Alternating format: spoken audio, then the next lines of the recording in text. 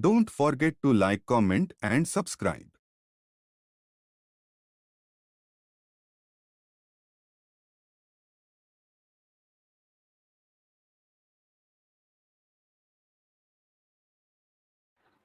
बच्चों, आज का जो हमारा टॉपिक है वो बहुत इम्पोर्टेंट टॉपिक है। इम्पोर्टेंट इसीलिए है क्योंकि जेई में इसका क्वेश्चन लगभग आने के चांसेस बहुत ज़्यादा रहते हैं। अगर ऐसा नहीं हुआ तो इसके जैसा कोई क्वेश्चन सॉल्व होगा। और ये जो वर्ड मैक्सिमम मिनिमम है और रेंज, यानी कि आज जो हम टॉपिक पढ़ने वाले हैं बच्चों, वो दो टॉपिक का कॉम्बिनेशन है। आप इसे फंक्शन भी बोल सकते हैं। अगर फंक्शन बोलेंगे तो हम रेंज फाइंड आउट कर रहे हैं, यानी कि अगर मैं फंक्शन की बात करूं तो हम रेंज फाइंड आउट कर रहे हैं, ठीक है। लेकिन अगर हम बात करें, एक और चैप्टर इसका दूसरा नाम है क्वाड्रेटिक इक्वेशन, जो जेई के लिए बहुत इंपॉर्टेंट है, यानी कि मेंस में भी और एडवांस में भी, दोनों में ही इसकी बहुत इंपॉर्टेंसी है। किसकी? क्वाड्रेटिक इक्वेशन की। क्वाड्रेटिक इक्वेशन वैसे तो बहुत सारा है, कुछ 10th क्लास में भी है, कुछ 11th क्लास में भी है, which is connected to complex number. लेकिन कुछ और भी ऐसी मतलब प्रॉपर्टीज़ है या ऐसी कुछ टाइप्स है जो हमारी डिफरेंट होती हैं, ठीक है। तो उसमें इसका नाम होता है maximum and minimum values. Clear? तो जैसे कि मैंने पिछले वीडियो में आपको बच्चों बताया था, टिग्नोमेट्रिक का एक क्वेश्चन, टिग्नोमेट्रिक का एक पूरा हमने वीडियो सॉल्व किया था, यानी कि उसमें एक वीडियो मैंने बनाया था जिसमें टिग्नोमेट्रिक से रिलेटेड मैक्सिमम मिनिमम वैल्यूज और रेंज निकालना सीखी थी। आपने होप सो कि उसे देखा होगा, which was very very most important. वो भी बहुत इंपॉर्टेंट है, ठीक है। लेकिन ये टॉपिक अपने आप में मोस्ट इंपॉर्टेंट है। तो जैसे सपोज दैट हम टॉपिक पे आ जाते हैं, ठीक है। ये हमारा टॉपिक है, एफ एक्स दे दी हुई है, एक एल्जेब्रिक एक्सप्रेशंस, यानी कि रैशनल एल्जेब्रिक आपको एक एक्सप्रेशंस दिया होगा, ठीक है। इस फॉर्मेट में आपको क्या करना है, सबसे पहले एफ एक्स दिया हुआ है, कभी कभी वो वाई के इक्वल भी दिया होता है। अगर नहीं दिया है तो वाई के इक्वल आप उसे एज्यूम कर लेंगे। हमने क्या किया, वाई के इक्वल इसे एज्यूम किया, ठीक है। दोबारा से जो है इसे लिख के बता देता हूं। देखिए हमने क्या किया, यहां पर इसको वाई के इक्वल एज्यूम किया, क्लियर। और हमने क्या किया, फिर इसको क्रॉस मल्टीप्लिकेशन कर दिया, यानी कि नीचे 1 रखकर और ऐसे क्रॉस मल्टीप्लिकेशन किया, और हमने एक क्वाड्रेटिक इक्वेशन जो है क्रिएट कर दी। क्वाड्रेटिक इक्वेशन कैसे क्रिएट होगी, हम क्रॉस मल्टीप्लिकेशन करके एक्स स्क्वायर वाले, एक्स वाले और कांस्टेंट को एक साथ अरेंज कर देंगे। अरेंज करने के बाद हमारे पास एक क्वाड्रेटिक इक्वेशन आ जाएगी, और हर क्वेश्चन में होगी बच्चों क्वाड्रेटिक इक्वेशन इस फॉर्मेट में होगी, x square x and constant. तो अगर कोई क्वाड्रेटिक इक्वेशन हो एक्स स्क्वायर एक्स और कांस्टेंट, तो इसका मतलब ये होता है कि वहां पर एबीसी हमको मिल जाता है। देखिए ये ए है, ये बी है, ये सी है। क्या होता है एबीसी? क्वाड्रेटिक में आपने पढ़ा है 10th क्लास में। ए होता है एक्स स्क्वायर का कॉफिशिएंट, बी होता है कॉफिशिएंट ऑफ एक्स, और लास्ट में जो बचता है वो होता है कॉफिशिएंट सी। ऑलरेडी आपको पता है, इसमें तो कुछ नया नहीं है, ठीक है। तो हम फिर फाइंड आउट करते हैं डिस्क्रिमिनेट, यानी कि बी स्क्वायर माइनस 4ac, जो होना चाहिए ग्रेटर इक्वल टू 0। अब आपके दिमाग में आया होगा कि ग्रेटर इक्वल टू 0 क्यों रखा गया है। तो अगर मैं आपको वापस अपने पिछले आपने अगर मेरा वीडियो देखा होगा हाउ टू रेंज, यानी कि हाउ टू फाइंड रेंज, या रेंज एक्चुअल में है क्या। रेंज एक्चुअल में होती है y की रियल वैल्यूज, ठीक है। y की क्या होती है बच्चों? Real values. तो रियल वैल्यूज का मतलब कब होगा? जब डिस्क्रिमिनेट, ऑलरेडी पता है 10th क्लास में, D is equals to D greater equal to क्या होना चाहिए? 0 होना चाहिए, B square minus 4ac। D जो है वो बी स्क्वायर माइनस 4ac के इक्वल है, और वो क्या होना चाहिए? Greater equal to 0। क्लियर? अगर वो ग्रेटर इक्वल टू 0 है तो आप उसकी रियल वैल्यूज फाइंड आउट कर सकते हैं। तो हम क्योंकि यहां पर रेंज फाइंड आउट कर रहे हैं, तो रेंज का मीनिंग यहां पर क्या है? डी, यानी कि B square minus 4ac should be greater equal to 0। तो हमने क्या करना है, ये ए की वैल्यू, बी की वैल्यू और सी की वैल्यू यहां रख देनी है, ठीक है। और इसके बाद जब हमने यहां पे सॉल्व, इसे क्या करना है बच्चों? सॉल्व करना है, ठीक है। अब सॉल्व करने के बाद हमारे पास 3 कंडीशंस हो सकती हैं। एक कंडीशन हमारी ये हो सकती है, ठीक है, एक कंडीशन ये हो सकती है, एक कंडीशन ये हो सकती है। अब तीनों कंडीशन मैं आपको बाद में बताऊंगा, लेकिन जब ये 3 कंडीशंस आएंगी, जब आप यहां पे एबीसी की वैल्यू रखोगे और इनइक्वालिटी सॉल्व करोगे, ठीक है। इनइक्वालिटी बार बार यूज हो रही है, इसलिए इनइक्वालिटी बच्चों आप लोगों को बहुत अच्छे से आनी चाहिए। अच्छा, इनइक्वालिटीज अगर आपको सीखनी है तो आप मेरे वीडियो पे जाइए, चैनल पे जाइए, वहां पे मेरे वीडियोस बहुत सारे हैं, इनइक्वालिटीज आपको सिखा देंगे। लेकिन अब क्योंकि हम बात कर रहे हैं इस चैप्टर, इस टॉपिक की, तो मैं हल्की सी जो इसमें यूजेस है वो मैं आपको पक्का बताऊंगा। क्लियर? तो हमारे पास 3 केसेस हो सकती हैं, ये वाली केसेस हो सकती है, एक सेकंड केसेस ये हो सकती है, एक थर्ड केसेस ये हो सकती है। तो अगर ये केसेस होगी हमारी, तो ये जो होगी मिनिमम वैल्यू होगी, ये इसकी मैक्सिमम वैल्यू होगी। किसकी? y की, क्योंकि हम लोग y के इक्वल लेट कर रहे हैं। ठीक है, तो मिनिमम मैक्सिमम वैल्यू आ गई। अगर इस फॉर्मेट में लिखोगे आंसर तो ये रेंज है। ये जो है, ये अगर आप इसमें लिख रहे हो तो ये क्या है बच्चों? ये रेंज है। लेकिन अगर आप इसको सेपरेट करके लिख रहे हो तो ये मिनिमम मैक्सिमम वैल्यू, यानी कि दोनों आंसर एक ही सॉल्यूशन से फाइंड आउट हो जाते हैं। सिंगल सॉल्यूशन से दोनों वैल्यूज फाइंड आउट की जा सकती हैं। आपको ये क्लियर होगा। ठीक है, इसके बाद केस 2 ये हो सकती है हमारी। ठीक है, कैसे होगी वो बाद में बताऊंगा मैं आपको। तो मैंने केस सेकंड बनाई, तो मिनिमम वैल्यू होगी माइनस इनफाइनाइट, मैक्सिमम होगी प्लस इनफाइनाइट। तीसरी केसेस हो सकती है minus infinite two plus infinite. तो आप क्या करोगे? मिनिमम माइनस इनफाइनाइट है, मैक्सिमम प्लस इनफाइनाइट है। एज यूजुअल आपको कुछ भी एक्स्ट्रा करने की जरूरत नहीं है। Is it clear? आज आपको जो है मैं ये पक्का सिखा के जाऊंगा कि जब रैशनल एक्सप्रेशंस होती है तो उसकी मिनिमम मैक्सिमम वैल्यू कैसे निकालती है, जो जेई के लिए मोस्ट इंपोर्टेंट है। आज पक्का मैं आपको सिखा दूंगा कि इसके क्वेश्चन कैसे सॉल्व किए जाते हैं। ठीक है, तो हमने पहले जो है सीख लिया कि y के इक्वल लेट करना है, क्वाड्रेटिक क्रिएट करनी है, quadratic after quadratic creating d निकालना है, b² - 4ac greater is equal to 0। 3 cases हो सकती हैं, कोई भी केसेस हो सकती हैं। उसके बाद आपको करना है नेक्स्ट स्टेप। पहला स्टेप तो हमारा यही होगा। ठीक है, अब बारी आती है हमारी नेक्स्ट स्टेप की। तो वो नेक्स्ट स्टेप क्या है वो भी सीख लेते हैं हम लोग। ठीक है, तो ये जो है आपको जो मैं अभी बताने वाला हूं वो तो इस यहां पर तो यूज होगा ही होगा, लेकिन और भी जगह यूज किया जा सकता है। ठीक है, तो मैं आपको बताने वाला हूं क्वाड्रेटिक इनइक्वेशंस को क्रिएट कैसे करते हैं। तो जैसे सपोज दैट अगर कहीं पे लिखा हुआ है x - a x - b greater equal to 0, तो क्रिटिकल पॉइंट्स इसके होते हैं a और b। क्रिटिकल पॉइंट्स कैसे निकालोगे बच्चों? इसे 0 के इक्वल रख लीजिएगा और एक बार इसे 0 के इक्वल रख लीजिएगा, आपको क्या मिल जाएगा? a और b मिल जाएगा। ठीक है, आपको क्या करना है? इसे नंबर लाइन पे अरेंज करना है। एक मिनिमम वैल्यू है, b मैक्सिमम वैल्यू है, छोटी वैल्यू है, बड़ी वैल्यू है, और इस तरीके से आपको ऐसे कर्व बनाना है। तो ये जो कर्व शो करता है प्लस के लिए, ये कर्व शो करता है माइनस के लिए, ये कर्व शो करता है प्लस के लिए। तो अब यहां पे बच्चों बताइए क्या है? यहां पर आप देखेंगे ये ग्रेटर 0 को शो कर रहा है, मतलब आपको प्लस वैल्यूज चाहिए, पॉजिटिव वैल्यूज। तो पॉजिटिव वैल्यूज के लिए कौन कौन से होंगे? ये वाली, यानी कि x less than equal to a और x greater equal to b, ये पॉजिटिव वैल्यूज है। ठीक है, तो फिर इसका आंसर क्या होगा? Minus infinite to a union b to infinite, इसका ये आंसर हो जाएगा। ठीक है, जैसे एक क्वेश्चन कर लेते हैं, चलिए एक एग्जांपल कर लेते हैं। जैसे कि सपोज दैट अगर मैं लिखूं कोई question x - 1 x - 3 greater equal to 0।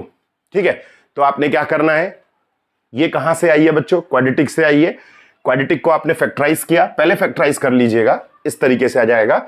अब इसके बाद आप क्या करेंगे? यहां पे 1 और 3 लिखेंगे, और आसान है, x less than equal to 1 और x ग्रेटर इक्वल टू 3, यानी कि क्रिटिकल पॉइंट्स निकाल लिए हम लोगों ने 1 और 3, नंबर लाइन पे अरेंज करके लिख लिए, फिर ये प्लस माइनस और ये प्लस। अच्छा, अगर सपोज दैट ये ऐसे हो x + 1 और x - 3 ग्रेटर इक्वल टू 0, तो उस कंडीशन में क्या करेंगे बच्चों? क्रिटिकल पॉइंट इसका क्या है? -1 और 3 है, इसको 0 के इक्वल, इसे 0 के इक्वल, फिर आपने इसे ऐसे लिख लिया, फिर आपने ऐसे लिख लिया। तो बताइए क्या होगा इसका आंसर? x लेस देन -1 और x ग्रेटर 3, और फिर इसका आंसर कैसे लिखते हैं? माइनस इनफाइनाइट टू -1 और यूनियन 3 टू इनफाइनाइट, यानी कि नंबर लाइन पे प्लॉट करिएगा, आपको सिर्फ प्लस वाले आंसर यहां लिख देने हैं। ठीक है, अच्छा, ये हो सकता है कि लीनियर फैक्टर तो मैंने ऑलरेडी लिख रहा हूं, लेकिन जब मैं इसकी मल्टीप्लीकेशन कर दूंगा तो ये कि क्वाड्रेटिक इक्वेशन बन जाएगी। ठीक है, तो एक करें हम लोग ऐसा एक क्वेश्चन, जैसे सपोज दैट अगर कोई क्वाड्रेटिक इक्वेशन फॉर्म में दी हुई है, तो इन दैट केस क्या करेंगे? जैसे सपोज दैट कहीं पे लिखा हुआ है x² + 3x + 2 greater equal to 0, x² + 3x + 2 greater equal to 0, factor कर लेंगे। तो फैक्टर क्या आएंगे इसके बच्चे? x + 1 x + 2 greater equal to 0। अब इसके मिनिमम और इसके क्रिटिकल पॉइंट्स क्या होंगे, इसे 0 के इक्वल, इसे 0 के इक्वल, -2 -1, फिर हमने इसको ऐसे लिख दिया। तो प्लस क्या आएंगे, x लेस देन -2 और x ग्रेटर -1। कितना आसान है। तो अब आप इसमें क्या लिखेंगे, -∞ टू -2 यूनियन -1 टू इन्फिनिटी। अब मैं आपको बताता हूं इसका मतलब क्या है। मतलब ये है कि इसमें जब आप x की वैल्यू सब्स्टिट्यूट करेंगे तो उसका आंसर ग्रेटर इक्वल टू 0 होना चाहिए। कब, जब या तो -∞ से -2 के बीच में हो और या -1 से इनफाइनाइट के बीच में हो। जब आप इसमें सब्स्टिट्यूट करते हैं तो उसका आंसर ग्रेटर 0 आता है, इसमें जब वैल्यू पुट करते हैं। तो देखिए अब होता क्या है कि हमारे आंसर ये और ये हैं, तो इसका मतलब इसमें कौन सी वैल्यूज इंक्लूड नहीं है, वो वैल्यूज इंक्लूड नहीं है। यानी कि मैं इसको ये लिख दूं यहां पर, तो कितना आएगा देखिए, -2 टू -1, मतलब ये वैल्यू इंक्लूड है, ये वैल्यू इंक्लूड नहीं है। तो इस क्वेश्चन में आपको क्या लिखना पड़ेगा कि x not belongs to -1 to 3, इसका आंसर ये हो जाएगा। ठीक है, यानी कि ये वैल्यू इंक्लूड होगी। ये वैल्यू आप सब्स्टिट्यूट कर सकते हो यहां पर, लेकिन ये वैल्यू इसमें आप पुट नहीं कर सकते। तो मैंने इसलिए इसको बताना जरूरी था, क्योंकि हमें कुछ क्वेश्चन सॉल्व करने हैं। ठीक है, इसीलिए मैंने आपको ये बात बता दी। तो एक हमने कर लिया किस चीज का, ग्रेटर का। अब बारी आती है हमारी लेस देन की।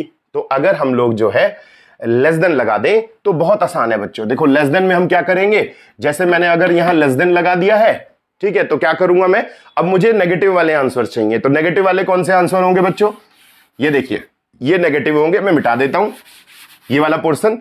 तो नेगेटिव के लिए क्या करेंगे यहां पर, ये वाले answer, x is between 1 and 3, तो फिर इसका आंसर क्या आ जाएगा, x बिलोंग्स टू 1 3। कितना आसान है। हमने सेम वैसे ही करना है, लेस देन होगा तो मतलब हमें आंसर कौन से चाहिए, नेगेटिव वाले। ठीक है, अब इस क्वेश्चन में देखिए सेम करना है आपको, कुछ नहीं करना है नया। ठीक है, आपको वैसे ही करना है जैसे ये लिखा हुआ है। तो अब मुझे बस आंसर चेंज हो जाएगा। आंसर क्या होगा बताइए बच्चों, आंसर ये होगा। अच्छा, यहां मैं x लिख रहा हूं, कुछ भी हो सकता है वेरिएबल, वेरिएबल x की जगह पे y भी हो सकता है, z भी हो सकता है, क्योंकि आप तो पता ही है ना क्वाड्रेटिक इक्वेशन में कोई भी वेरिएबल हो सकता है। पर स्टैंडर्ड तरीके से बता रहा हूं मैं, स्टैंडर्ड के लिए। तो अब ये ग्रेटर इक्वल टू 0 को हटा दिया हम लोगों ने, यहां लेस देन 0 लिख दिया। तो बताइए क्या होगा इसका answer, x belongs to -1 to 3, इसका आंसर ये आ जाएगा। अब अगर बारी करेंगे हम इस बात की, इस क्वेश्चन में करेंगे तो इस क्वेश्चन में भी सेम वही है। इस क्वेश्चन में हमने क्या करना है, लेस देन इक्वल टू 0 लगा देना है, यहां पे भी लेस देन इक्वल टू 0 लगा देना है। तो आंसर इसका चेंज हो जाएगा। आंसर क्या होगा बताइए बच्चों, जल्दी से बताइए।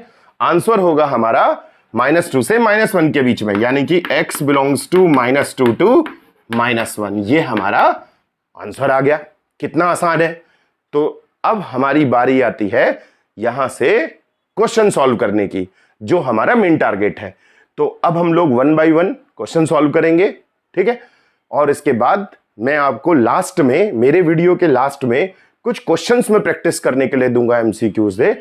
आपको एमसीक्यूज क्वेश्चन होंगे, आपको उन क्वेश्चनों को इसी की तरह से आपको क्या करना है, सॉल्व करना है। ठीक है, और मैं आपको उनके आंसर्स भी दूंगा, सॉल्यूशन नहीं दूंगा, बस सॉल्यूशन तो आपको बच्चों खुद ही करना है।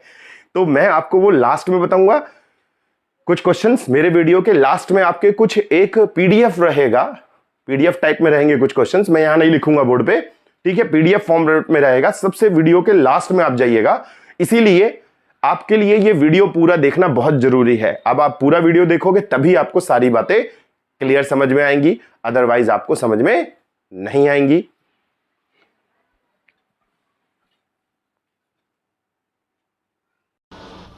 चलिए बच्चों, तो अब हम लोग जो है एक क्वेश्चन सॉल्व करते हैं।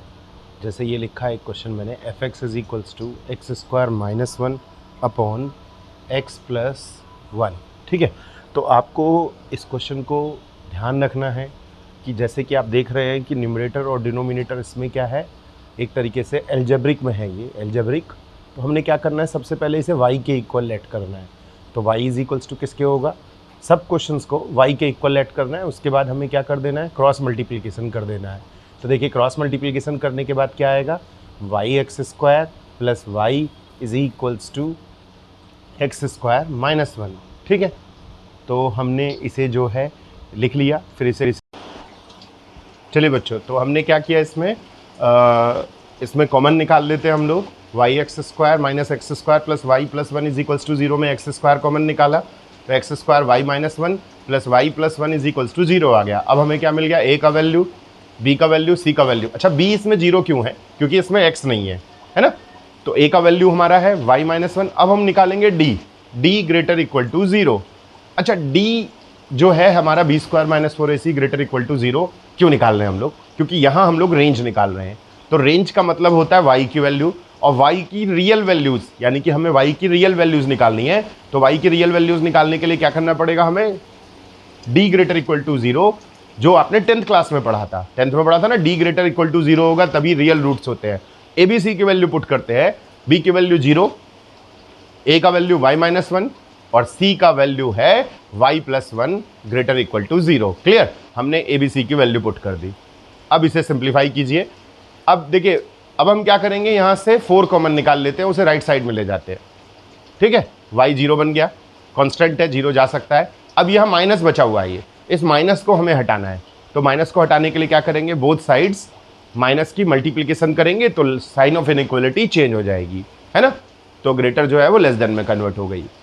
तो आ गया हमारा Y minus one Y plus one is equals to zero. अब बताइए इसके क्रिटिकल पॉइंट्स क्या है। क्रिटिकल पॉइंट्स है हमारे वन और माइनस वन, इसे नंबर लाइन पे बनाते हैं हम लोग। कैसे बताया था मैंने, वाई माइनस वन को जीरो के इक्वल करना है, वाई प्लस वन को जीरो के इक्वल करना है। फिर इस तरीके से एक वेव बना देंगे, फिर आएगा देखिए ऊपर से प्लस, देखिए वहाँ क्या लिखा है, less than equal to zero, मतलब हमें माइनस में वाले आंसर चाहिए। तो प्लस माइनस प्लस हो गया हमारा। तो y is between minus one to plus one, क्योंकि नेगेटिव वैल्यूज तो वही है ना, देखिए माइनस वन से प्लस वन के बीच में ऊपर प्लस है ना। तो ये तो हमारी आ गई रेंज। अगर आपसे रेंज पूछेगा तो ये हमारा आंसर आ गया है। आप इसे इस तरीके से भी लिख सकते हैं, y belongs to minus one to plus one. Is it clear. अब अगर ये तो है हमारा फंक्शन का क्वेश्चन, अगर फंक्शन में पूछे तो रेंज आ गया हमारा।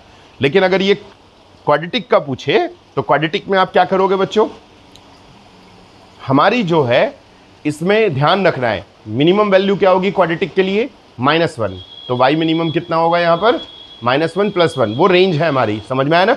रेंज पूछेगा तो इस तरीके से आंसर लिखेंगे। तो y मिनिमम कितना होगा बच्चों, माइनस वन, और y मैक्सिमम कितना होगा, प्लस वन। इस तरीके से हमारी जो है minimum maximum value find out हो गई। ठीक है। अच्छा, अब आप इस तरीके का कोई भी क्वेश्चन होगा आसानी से सॉल्व कर सकते हो। आपको क्वाड्रेटिक दी हुई है, ठीक है, क्वाड्रेटिक फॉर्म में दिया हुआ है, न्यूमरेटर डिनोमिनेटर, लेकिन किस में है, रैशनल अलजेब्रिक है। क्लियर। हम यहाँ रेंज निकाल रहे हैं, तो आपको ध्यान रखना है कि हमें लेस देन वाली वैल्यूज ही निकालनी थी। अब हम एक और क्वेश्चन सॉल्व करते हैं।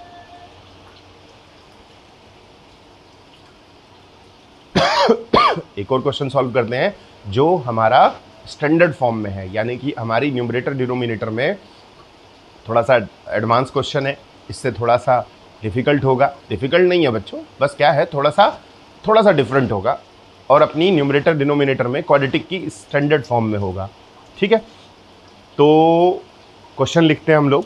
मैं क्वेश्चन और लिखवा रहा हूँ। ये दूसरा क्वेश्चन है हमारा, पहला क्वेश्चन हो चुका है, ये दूसरा क्वेश्चन आ जाएगा। एफ एक्स हो जाएगा x square plus 14x plus 9। ठीक, डिनोमिनेटर में X square plus 2x plus 3। तो पहला क्वेश्चन हम लोग सॉल्व किया है, दूसरा क्वेश्चन सॉल्व करने हैं। दोनों अलग अलग टाइप के हैं, तो इसीलिए मैंने 1 और 1 लिखा हुआ है। पहला अलग टाइप का था, ये दूसरा अलग टाइप का है, पर ये दूसरा क्वेश्चन है। ठीक है। सबसे पहले y के इक्वल लेट कीजिए, सबसे पहले y के इक्वल ही लेट करना है, फिर नीचे 1 रखिए, देन इसके बाद क्रॉस मल्टीप्लाई कर लीजिए। Y X square plus 2yx plus 3y is equals to X square plus 14x plus 9। अब राइट वाली जो वैल्यूज है सबको लेफ्ट साइड में ले आइए। Y X square minus X square plus 2yx minus 14x plus 3y minus 9 is equals to 0। ठीक है। तो एक्स स्क्वायर कॉमन निकाल लीजिए, y माइनस 1, इसमें से x कॉमन निकाल लीजिए, 2y minus 14 plus 3y minus 9 is equals to 0।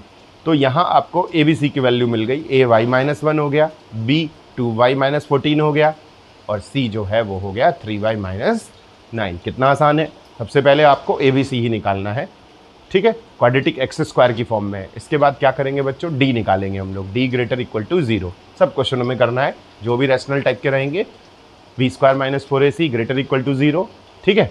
अब यहाँ पर आप क्या करेंगे, ABC की वैल्यू सब्स्टिट्यूट करेंगे, यानी कि प्लेस करेंगे, हमें पुट करनी है ABC की वैल्यू।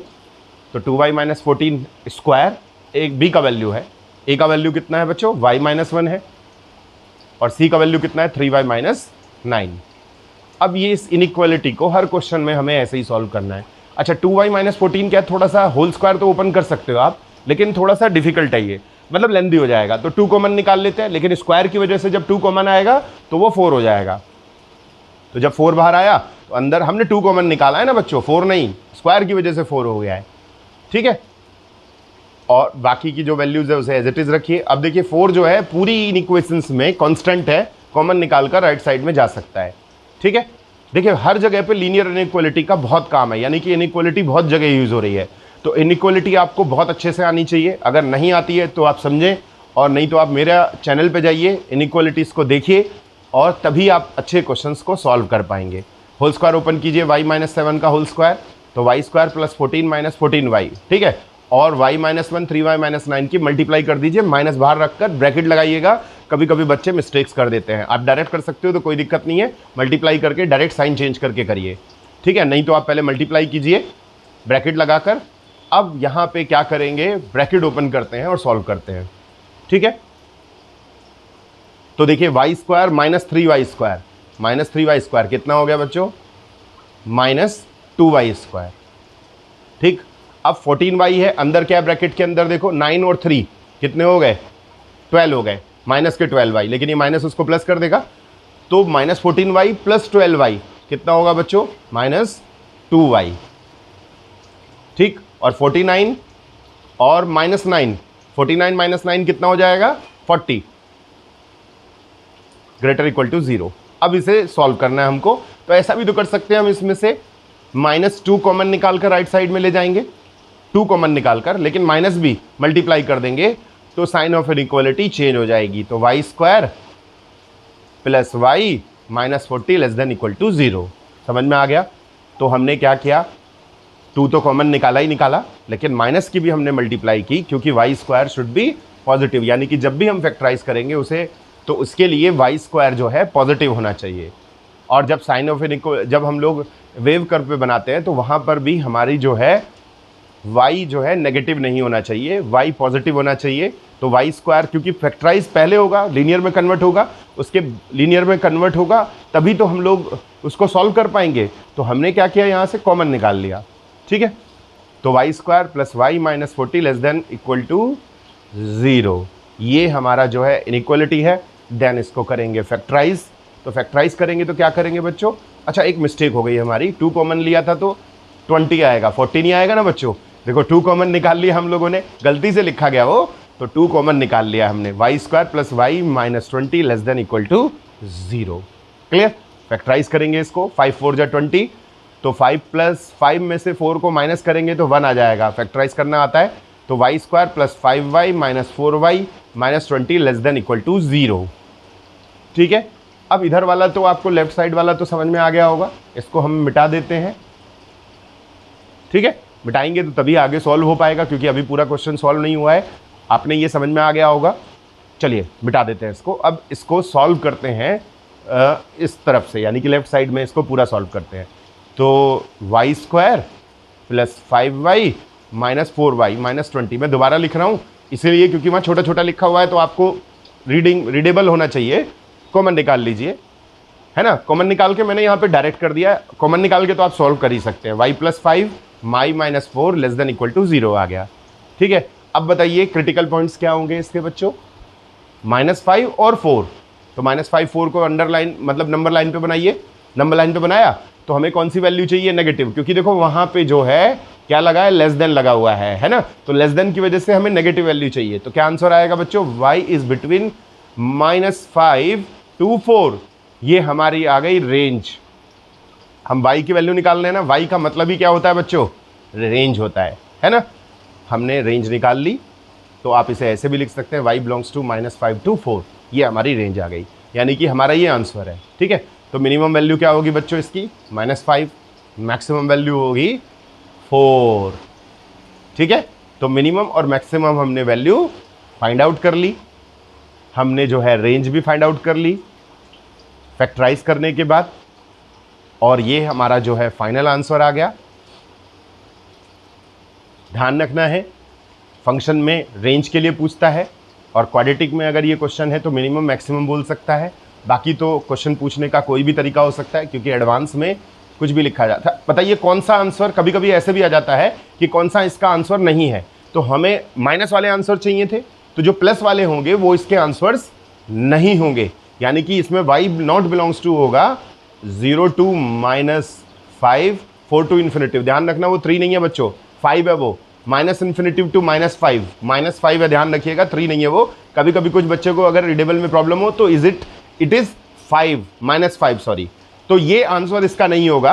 आंसर क्या होगा इसका, -5 to 4, ये है इसकी रेंज। तो कभी कभी ऐसे भी पूछ लेता है, ध्यान रखना है आपको, ठीक है।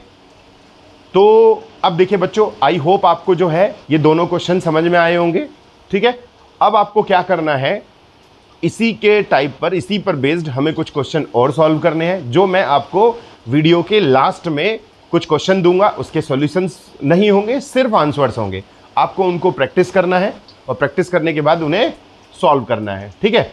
अच्छा, एक बात और भी है बच्चों, अगर आपको लगा होगा कि मैंने जो आज आपको बताया, ये देखिए जेई के लिए मोस्ट इंपॉर्टेंट टॉपिक है, आईआईटी वगैरह के लिए, 12th के लिए नहीं है, लेकिन जेई के लिए ये मोस्ट इंपॉर्टेंट टॉपिक है। इस टॉपिक की इंपॉर्टेंसी इतनी बता सकता हूं मैं आपको कि आप समझ नहीं सकते कि इसका कितना इंपॉर्टेंसी है इस टॉपिक की, ठीक है। तो अगर आपको ये मेरी टेक्निक और मेरा तरीका समझ में आया तो प्लीज़ वीडियो को सब्सक्राइब करना, और अपने जितने भी फ्रेंड्स हैं उनको भी बताइए, जिन्होंने इसको जो है अगर किसी कोचिंग में गए हैं, उन्होंने सॉल्व किया है या नहीं सॉल्व किया है, नहीं सॉल्व किया है तो उनको पता चल जाए कि कैसे इसको सॉल्व करना है, ठीक है।